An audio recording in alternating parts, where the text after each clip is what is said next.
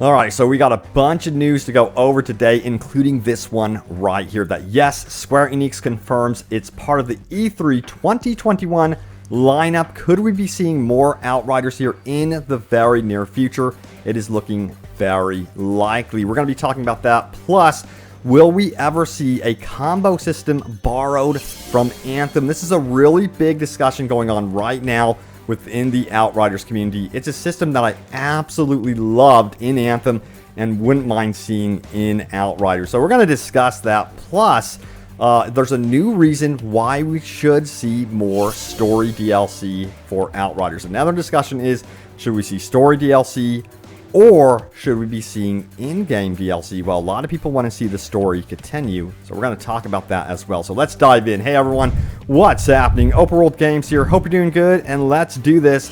First of all, we're going to be talking about E3 2021, which is going to be happening this June.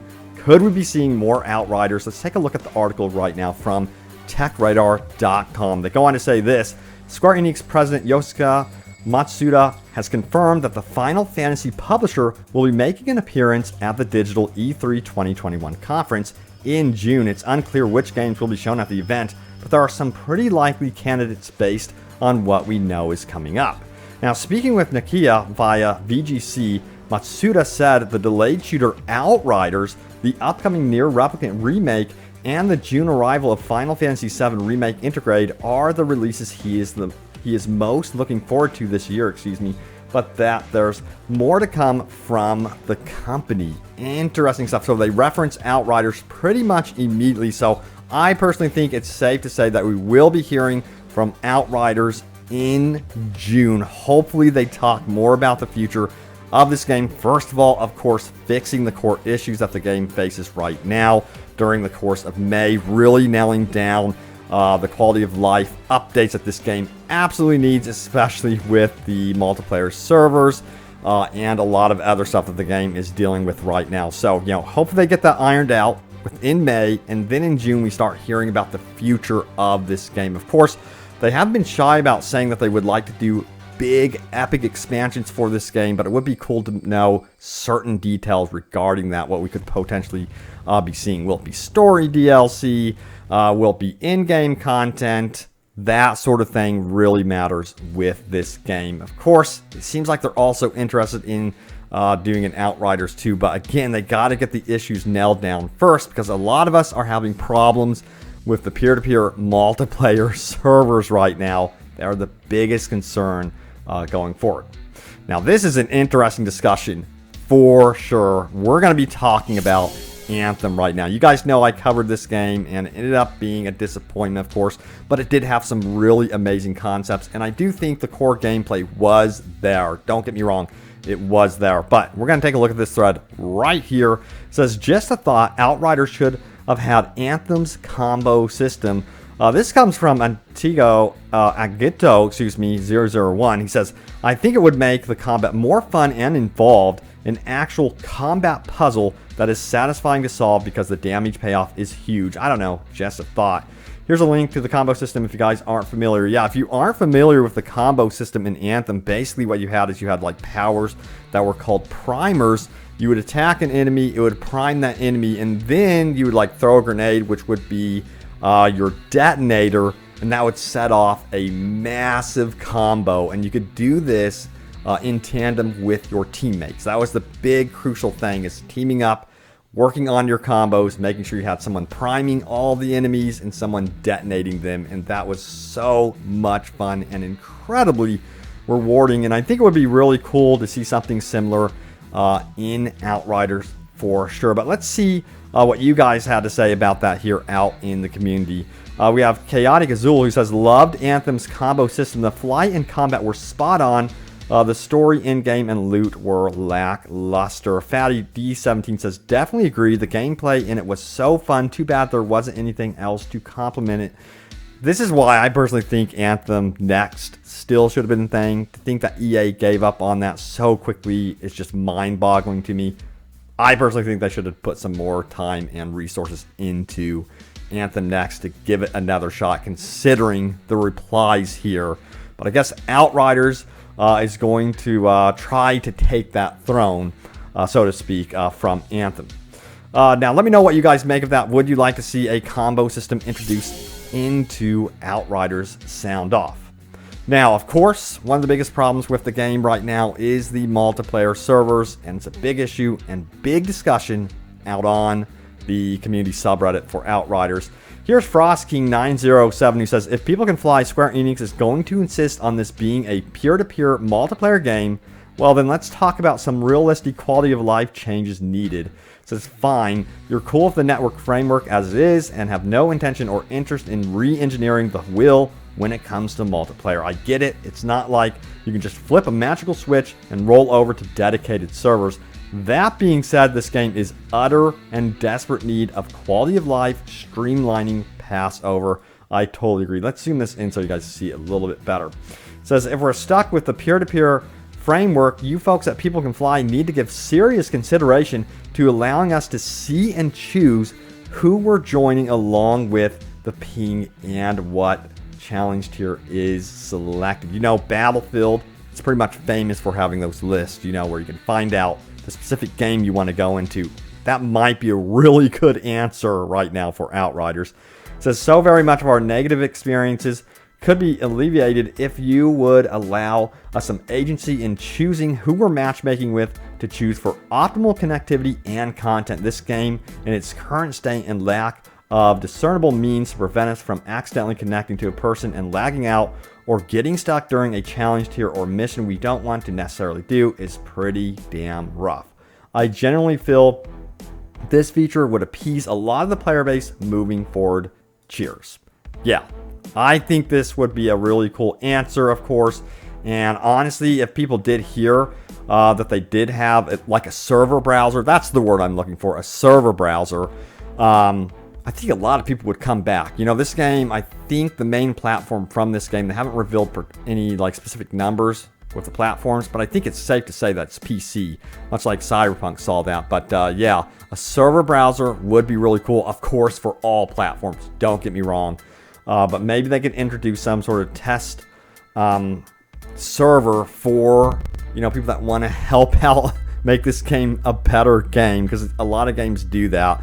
Anthem tried it, and that didn't even work. So yeah, we'll see what happens. I'll keep you guys updated on whatever happens with the multiplayer connectivity stuff. Hopefully they get it nailed down. But let's keep going. This is a big one for me personally, because right now my current setup is my Trickster, and I'm rocking a shotgun.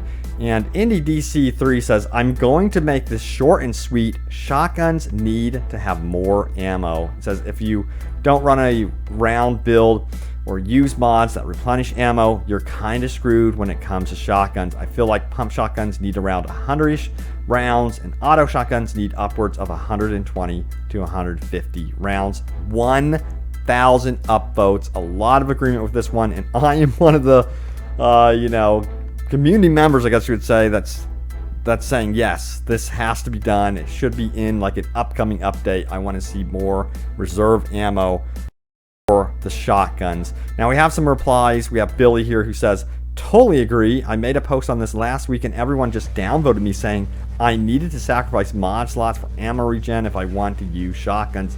Shouldn't have to be that way, just use the gun. We should at least have a reasonable amount of reserve ammo, not 20 bullets. What a joke. Yeah, you don't see that problem with like light machine guns, assault rifles. It's only with the shotgun, so I think that needs to be adjusted in a future update for sure. Now also, we're going to talk a little bit about story DLC. This one's really fascinating. It comes from Game Rant.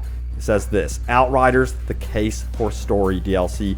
Outriders' story ending ties up most loose ends, though some mysteries are left unanswered, and story DLC could wrap up even more. Yeah, there's some really cool stuff that happens, of course, in the campaign. Let's take a look at the article a little bit here. It says, People Can Fly, the developer behind Outriders, has had a lot of success with this looter shooter sci-fi RPG. The game sold very well, and the number of active players has been quite high since launch, and that is, of course, dwindling right now because of certain issues. It says, despite some technical issues and serious glitches that hindered player satisfaction, the game redeems itself through great in-game replayability, and it does an exceptional job with its main storyline and side quests. with fully fleshed out characters to boot. Yeah, a lot of people really enjoyed the story, and they did an excellent job with that. So this is one of the center focuses regarding a potential story DLC, and it revolves around the Pax and the Ferals. This would be really cool if they dived a little bit more into this. I totally agree with the article. I'm going to throw the article in the description below if you want to read the full thing. It's actually pretty lengthy, and it's really fascinating stuff. But yeah, kudos to Game Rant for pointing that out. Personally, would not mind to see something about the Pax and the Ferals, but also attach it somehow to in-game content, because honestly I think in-game content needs to be further fleshed out into the campaign anyway.